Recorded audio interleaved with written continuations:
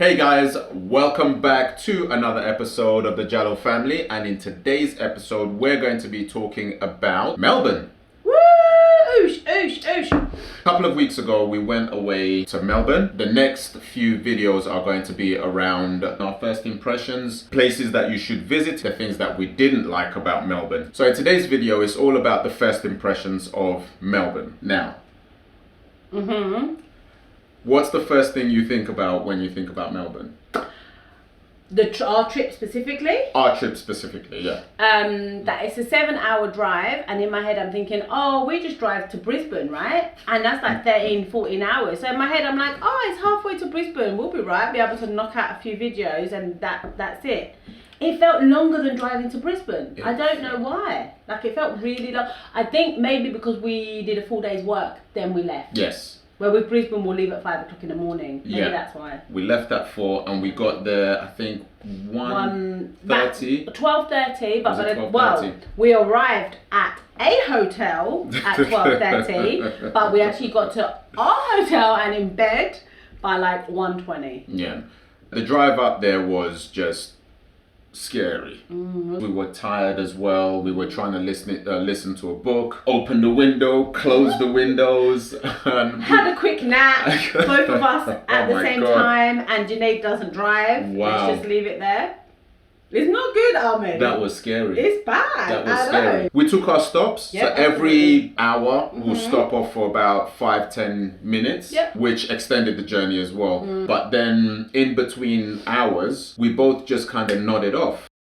But it was like an instant. And then we woke up to beep, beep, beep, beep, beep, beep, beep, beep, and we were just veering off to the other side of the road. And it was really dark as well going up there. It's pitch black. There's not many lights. When we got like to a certain stage, there was no lights and there was no other cars. Yeah. So it was just our car.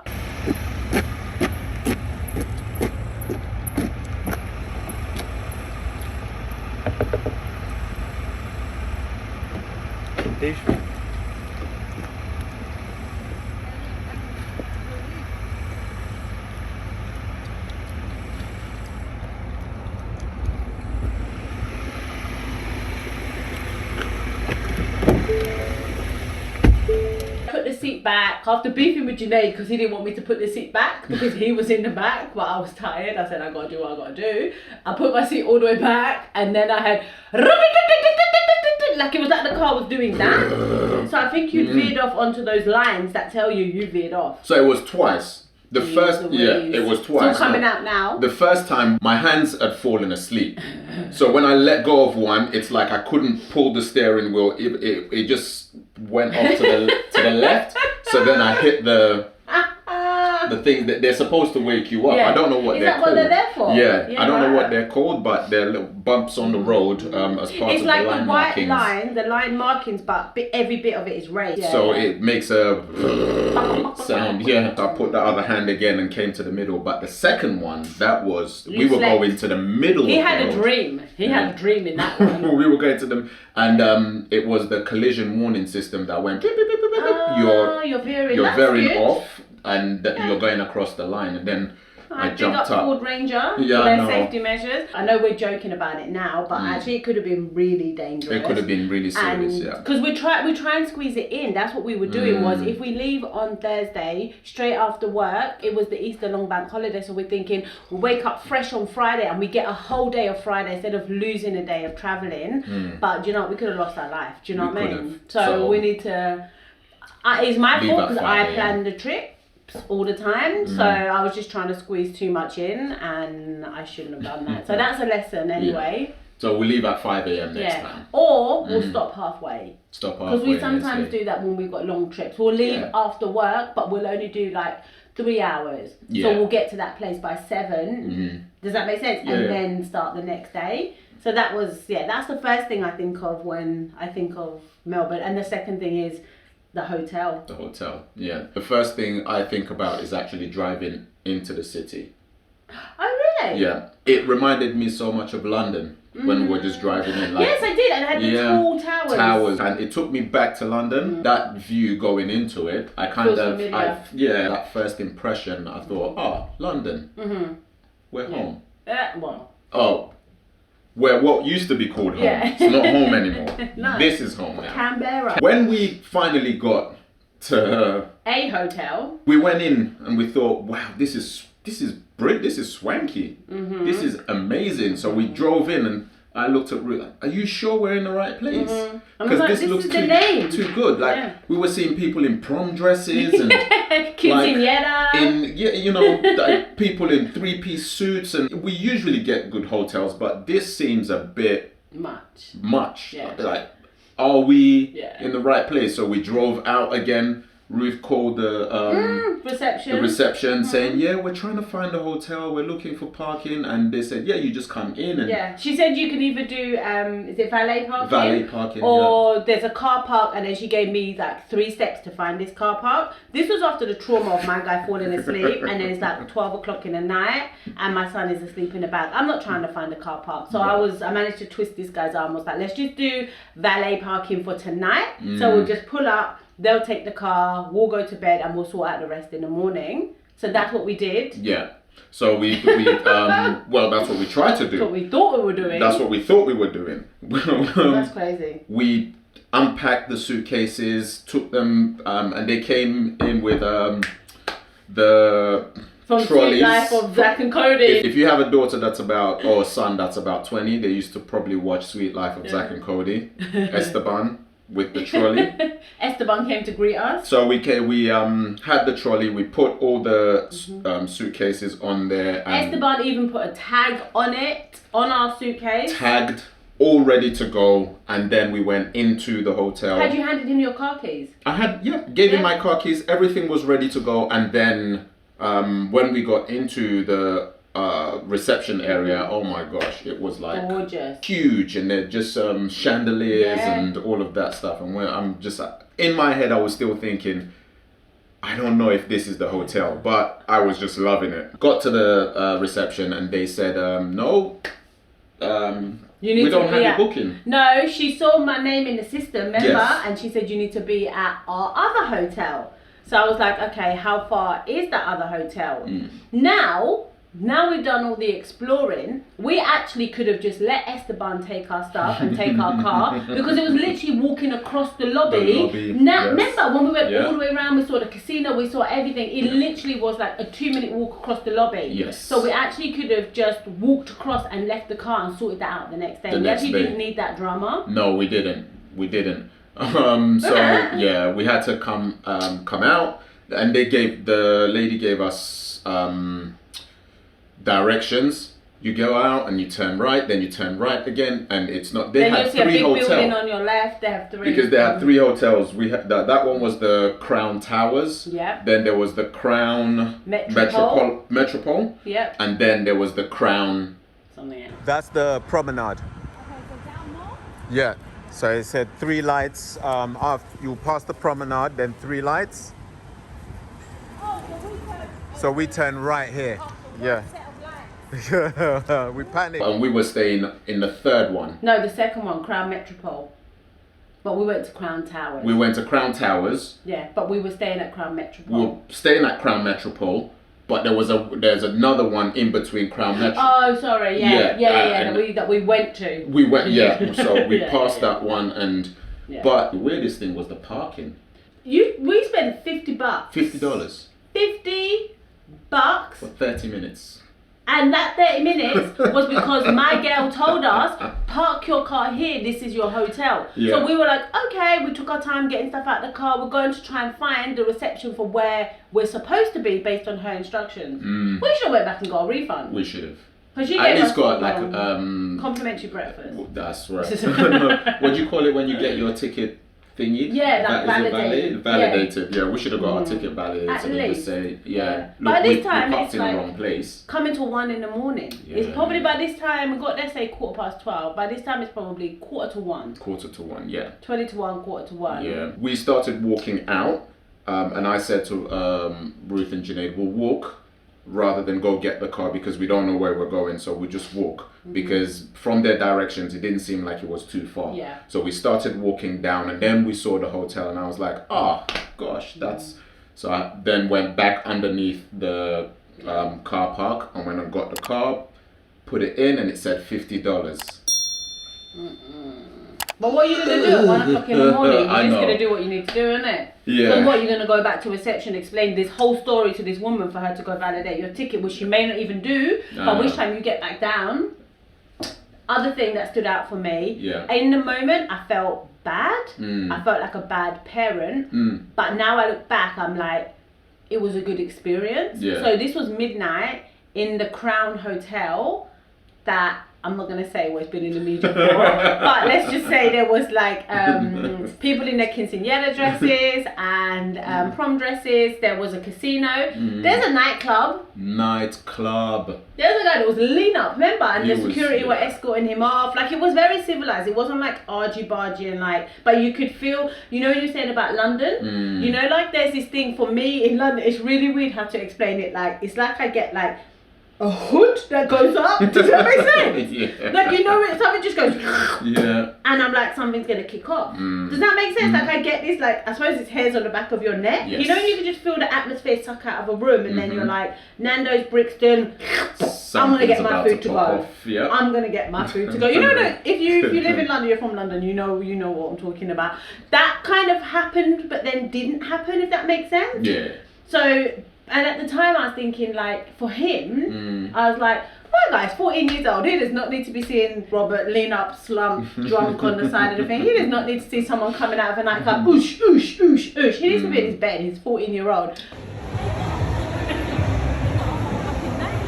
Yeah? They got a whole nightclub over there. And they got Nobu and they got a casino. I said, it's not for me. I don't know where we're supposed to go. But then I'm also looking at him. My guy's nearly 6 foot. And I'm like, you're not a baby. So whilst I felt like a bad mum in the moment, because in my mind I should have just got him from the car into the hotel and then call it a night, I'm like, actually it was a good experience and good exposure in a safe way for him to see that, because he was with us, as opposed to like seeing that for the first time with his friends. But yeah, parking wasn't great, and I'm sure if we were there for longer we would have found if they had them free places, but the prices were quite steep as well. So the hotel that we stayed at, the Crown Metropole, had another parking, what are they called? Oh, that's a cat trying to come in. The cats are jumping, trying to come in. Oh my gosh! There was thunder. It had a multi-story car park, and that was cheaper. It was like $20 per day. So we ended up parking in there, and even with that, I had a whole thing. I had 2 suitcases. It was 1:30 at this time, and I was trying to find my way into the hotel, and I just couldn't. So Ahmed said, go check in, take the boy, go and check in. I'll go get the car, get the suitcases, I'll meet you back. We kind of figured out where you need to go, because we were like, oh, Kingpin is here, the car is there. So you had like a loose plan. My guy was MIA for 30 minutes. Me and Junaid got to the hotel, I had a shower, I ordered room service because the boy was hungry. I took some footage of the room because I knew from a vlogging perspective, it's nice to get the footage before we like mess it up and before he gets in bed. I did a whole vlog, I did a whole everything, and I'm like, where's my husband? They called, and I'd been up and down the elevators for like 3 trips. That's wild. Because I was just trying to find the floor that I need to go to. I went into Kingpin, then I went back up above Kingpin, then and all this time I needed to be further into the car park, and there was another set of lifts. Is that the one that popped you out near like the food court? That's the one that popped us near the food court. Okay. So yeah, suffice it to say, I was mad at this point. So I just pulling the suitcases and bags, and I went all the way down to Kingpin. And as I was walking around, I saw the walkway that I should be going over, and I was looking at it. Okay, I'm trying to figure out where to get off. Okay, great. I now know where to. So the next day we were fine, because I kind of worked it out in my head where to go. But you were so good, because you made sure we checked in and we got into the room and we were safe, and then you went back out and. I know. Oh, thanks. You kept us safe. What was that? You kept us. In terms of the hotels. Oh my gosh. Compared to the other ones that we've stayed at.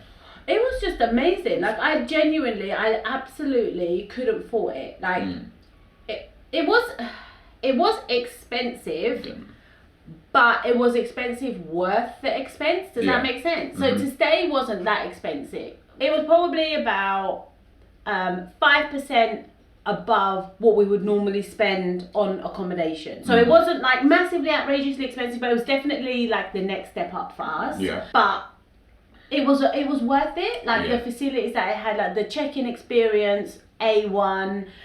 We got room service a couple of days, and we were trying to look at, is room service or Uber Eats like cheaper, what's more expensive, and like the room service, actually the prices were really, really good. Yeah. Because we worked it out that it was what, $10-$20 maybe more if we went with the room service than Uber Eats. Yeah, but then you got the inconvenience of having to go down to reception to collect your Uber Eats. This is first world problems. Plus with the room service, we got that big fruit platter, which was, so if we took that off, it actually would be the same amount. Yeah.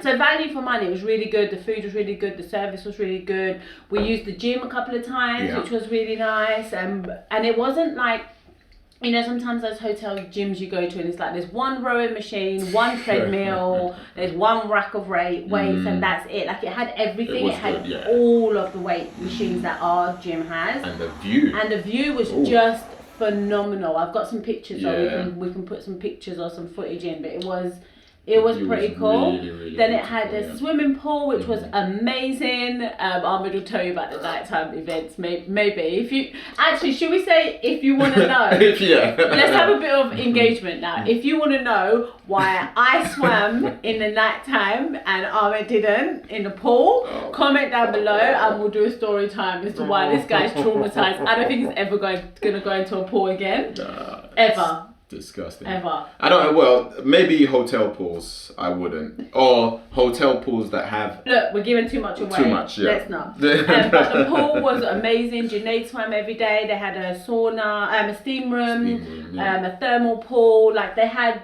basically everything you would need. And the activities they've got, like on site, they had like an escape room, which is on site. They had like a little shopping mall, which is on site. Everything's on site. They had a cinema that we went to. They've got shops. What else have they got? They've got putt-putt golf, mini golf. They've got everything. They've got Kingpin downstairs with like the arcades, karaoke. There's a bar. So much, There's McDonald's within the complex as well. Yeah, Subway in there. So it's you wouldn't need to leave if you didn't want to. Just about to say that. It felt like what people say Las Vegas is like. Like everything you needed was within that complex. You didn't have to leave. You could just stay in there for the whole time and not go out, and you'd still be fine. Yeah. So we stayed for 5 nights. 5 nights. 4 days, 5 nights, and it was brilliant. Yeah, it was really good. I would definitely go back there. Yes. Next time we'll stay at the Crown. Yeah, the Crown Towers. The towers will stay there. But all in all, Melbourne felt very much like London. They got trams, buses, train. Where Canberra doesn't have, well, it has got tram actually, but in the city. In the city, yeah. It's like city to Belco, that kind of. It hasn't got those old school trams. No. And it's like my friend Kieran lives there, and she was saying that you could. Big up Karen. She was saying that she doesn't drive there. No. She gets on. She can get a train or a tram. So it feels like the public transport system feels very similar to London.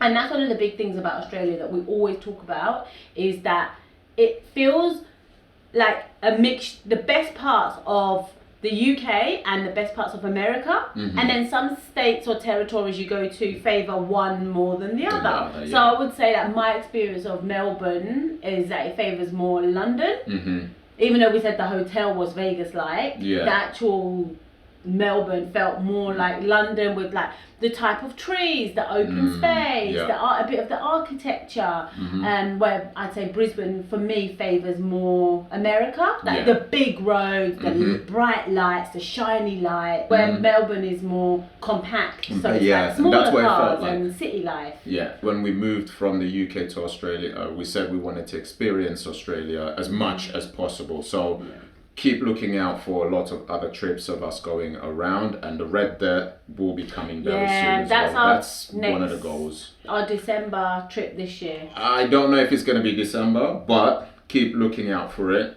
Keep looking out for it. It will come soon. It'll be in 2023. At some point. Well, that's all we've got for you for this video. If you want to see the 3 places that you should visit when you go to Melbourne, from our perspective, click on the video which is coming up somewhere here. Can you not be awkward?